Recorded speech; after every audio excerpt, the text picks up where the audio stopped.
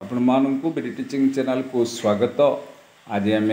चिलिका काव्य कविवर राधानाथ राय रचित 11 पृष्ठा थी चिलिका कविताटी जाना। आशा करुच्ची भिडियोटी आरंभ शेष पर्यंत देखा और शुणा। पसंद लगे वीडियो को लाइक करवा, शेयर करवा, कमेंट दवा। यहपरी नूतन शिक्षण वीडियो पाइबा बीडी टीचिंग यूट्यूब चैनल को अधिक अधिक सब्सक्राइब करवा, पाखे बेल आइकन को प्रेस करवा। प्रतिदिन बीडी टीचिंग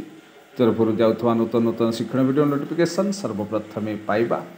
चिलिका काव्य कविवर राधानाथ राय रचित 11 पृष्ठा थी चिलिका कविताटी जाना। ताराटीए राजी तारापति पासे बेनिए करती राज्य अर्धकाशे बाल ज्योत्स्ना जोग धौत पौरंदरी हिमराज मुखे बोली हेला परी जेझा रूप शोभा विपरीते बसी देखती गौरवे प्राची प्रचेतसी चंद्रालोके धौत पूर्वकाश पुनः बारुणी आकाश कुंकुमे अरुण अर्धांग ईश्वर अर्धांग पार्वती प्राय दिशे चित्र व्यमर मूरति दिग्बलय व्यापी नीलजरण्ये रंजिला चंद्रिका निज शुभवर्णे प्राची मूल एबे मीन जीवी नाबे छाया करे चित्र दिशे ठावा ठावे मत्स्य धरी सेहु समुद्र मुहाणे निज गृह कथा भावी एका ध्याने भालेरी शिखरे संध्या तारा देखी आसंती पटिका मोहल्ला से टेकी तांको कंठ कवि सूर्य गीता मृत दुरु बही आणे चिलिका मारुत उल्लासर आत्मा प्राय गीत तान क्षुद्र नील बक्षे करे अधिष्ठान हसंती चौदिगे मधुर हासिनी दिगंगना ज्योत्स्ना दुकूलवासिनी भावांतर पुणी क्षण करे जात गलानी तो गला कथारे संगात संगीत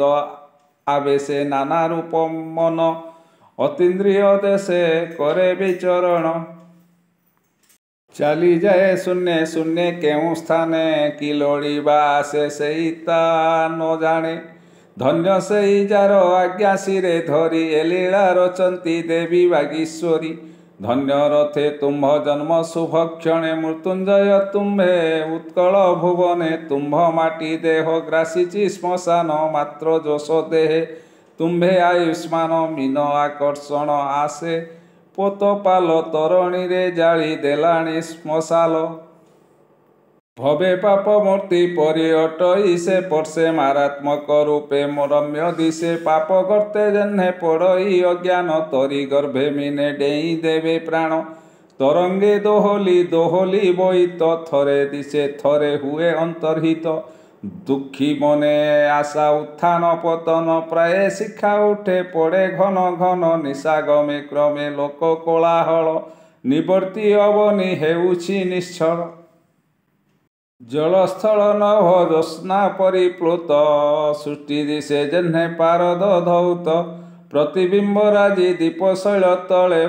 पष्टा करे शोभे हृद अंतस्थले